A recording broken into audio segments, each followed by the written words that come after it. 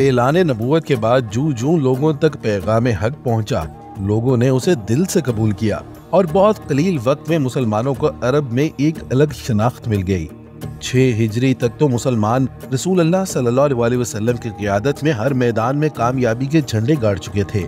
इस्लामी फौज का रोब अरब कबाइल के दिलों पर तारी हो चुका था, लेकिन फिर भी कुरैश मक्का और यहूदी कबाइल मुसलमानों के खिलाफ महाज बनाने की कोशिशों में थे। आप सल्लल्लाहु अलैहि वसल्लम को उन हालात का अदराक था, इसलिए उन्होंने पुरअमन तरीके से बैतुल्लाह की ज़ियारत और हज की अदायगी का फैसला किया।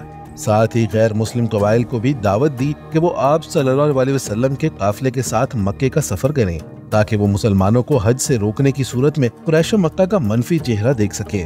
चुनांचे आप सल्लल्लाहु अलैहि वसल्लम ने कुर्बानी के जानवर साथ लिए और 1400 सहाबा कराम के साथ मक्का की जानिब रवाना हो गए। कुरैश पर अपने हज का इरादा वाज़े करने के लिए मुसलमानों ने मदीना से 7 मील के फासले पर जिल हलीफा पहुंचकर एहराम बांध लिए। कुरैश ने मुसलमानों को रोकने के लिए खालिद बिन वलीद और अकरमा बिन जहल की क़ियादत में 200 घुड़सवारों पर मुश्तमिल लश्कर भेजा। नबी करीम सल्लल्लाहु अलैहि वसल्लम को जब इसकी खबर मिली तो आप सल्लल्लाहु अलैहि वसल्लम कुरैश के इस इक़दाम पर बरहम हुए। रसूल अल्लाह सल्लल्लाहु अलैहि वसल्लम को मुसलमानों की कुव्वत ईमानी पर मुकम्मल एतमाद था, लेकिन नजरियाती फतह के पेश नज़र आप सल्लल्लाहु अलैहि वसल्लम ने अमन को तरजीह दी।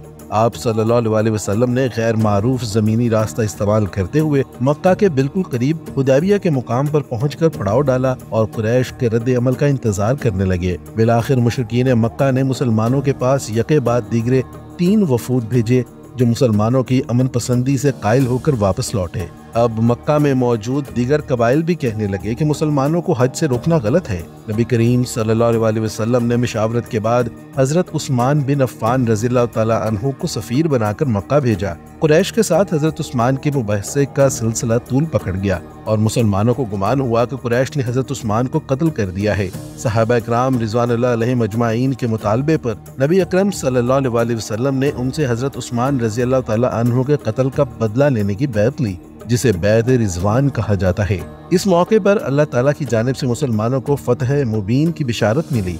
बेशक अल्लाह ईमान वालों से राजी हुआ। जब वो दरख्त के नीचे तुम्हारी बैत कर रहे थे तो अल्लाह को वो मालूम था जो उनके दिलों में था, और उसने उन पर इत्मीनान उतारा और उन्हें जल्द आने वाली फतह का इनाम दिया।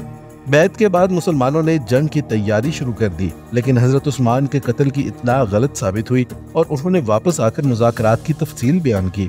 कुरैश ने सुहेल बिन उमरू को रसूल अल्लाह सल्लल्लाहु अलैहि वसल्लम से मुज़ाकरात के लिए भेजा। मुज़ाकरात का ये सिलसिला हज की अदायगी के मामले से बढ़कर कुरैश और मुसलमानों के माबैन सुलह तक पहुँच गया। मुज़ाकरात की बेशतर शराइत सहाबा इकराम रिज़वानुल्लाह अलैहिम अजमाइन को गैर मुनसिफाना महसूस हुई, लेकिन आप सल्लल्लाहु अलैहि वसल्लम का मकसद कुरैश को खैबर के यहूदियों से अलग करना था।